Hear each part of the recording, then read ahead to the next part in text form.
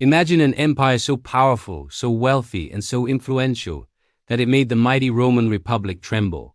This wasn't a land of barbarians at the gates. This was a sophisticated maritime superpower that dominated the Mediterranean for centuries.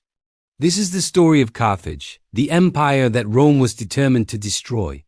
For a long time, Rome was just a regional power on the Italian peninsula. The real master of the Western Mediterranean was Carthage.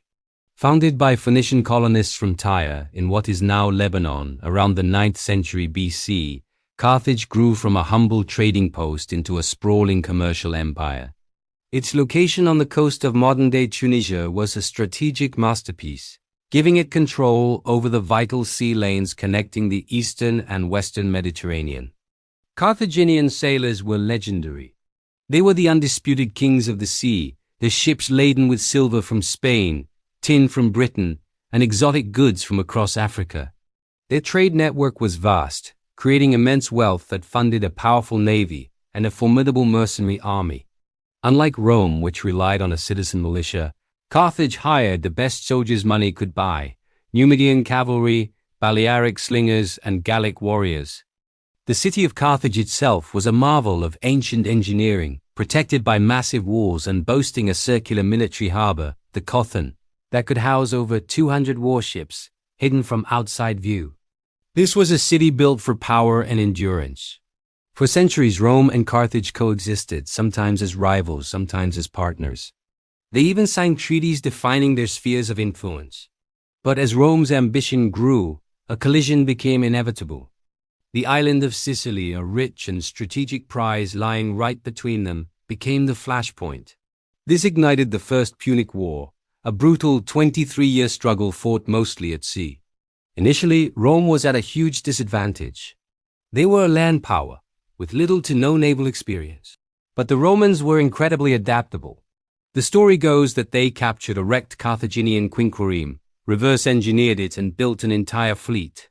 They added their own ingenious invention, the corvus, a boarding bridge that allowed their superior legionaries to turn a sea battle into a land battle on the decks of enemy ships. After immense losses on both sides, Rome emerged victorious, seizing Sicily and forcing a heavy indemnity on Carthage. But Carthage was far from finished. Humiliated and seeking revenge, they turned their attention to Spain, a land rich in silver mines and manpower. And it was here that one of history's greatest military geniuses emerged, Hannibal Barca. Raised to hate Rome from childhood, Hannibal consolidated Carthaginian power in Spain and then did the unthinkable. In 218 BC, he launched one of the most audacious military campaigns in history. Instead of a direct naval assault, which the Romans now expected, Hannibal decided to invade Italy by land. He marched his army, complete with dozens of war elephants from Spain, across the treacherous Pyrenees, and then over the freezing snow-covered Alps. It was a brutal journey that cost him nearly half his men, but the troops who survived were hardened veterans, fiercely loyal to their commander. Hannibal descended into Italy like a thunderbolt, inflicting a series of devastating defeats on the Romans. At the Battle of Trebia, the Battle of Lake Trasimene, and most famously, the Battle of Cannae, Hannibal's tactical brilliance annihilated one Roman army after another.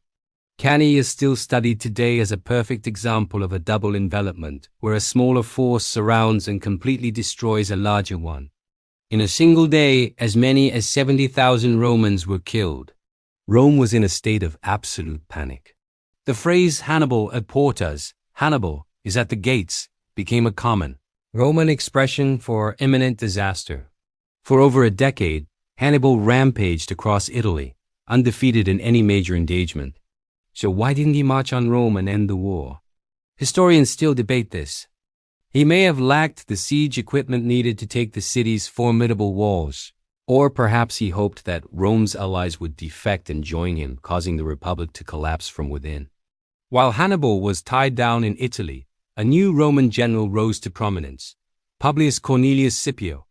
Instead of trying to defeat Hannibal head-on in Italy, Scipio adopted a brilliant counter-strategy. He took the fight directly to Carthaginian territory, first in Spain and then in North Africa itself. This forced Carthage to recall Hannibal from Italy to defend his homeland.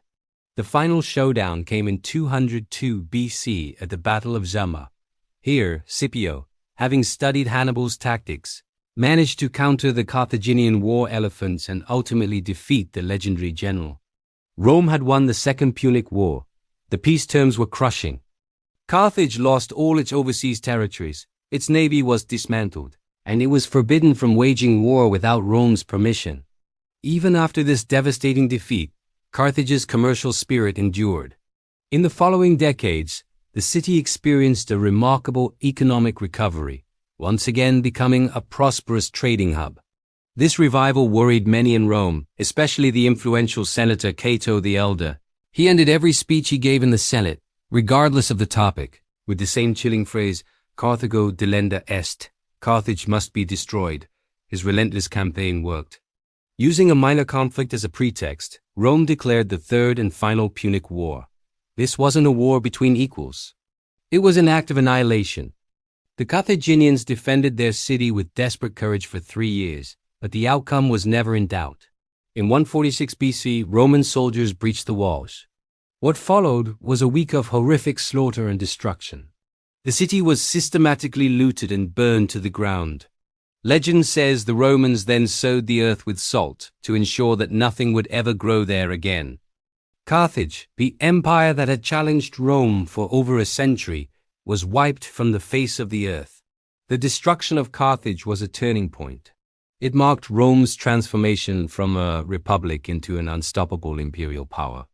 They had eliminated their greatest rival and now stood as the sole master of the Mediterranean. The story of Carthage serves as a powerful reminder of how history is often written by the victors. Because Rome was so thorough in its destruction, much of what we know about Carthage comes from their Roman enemies. But through archaeology and careful study, the image of a vibrant, powerful, and sophisticated civilization continues to re-emerge from the ashes, a ghost empire that once made Rome itself afraid.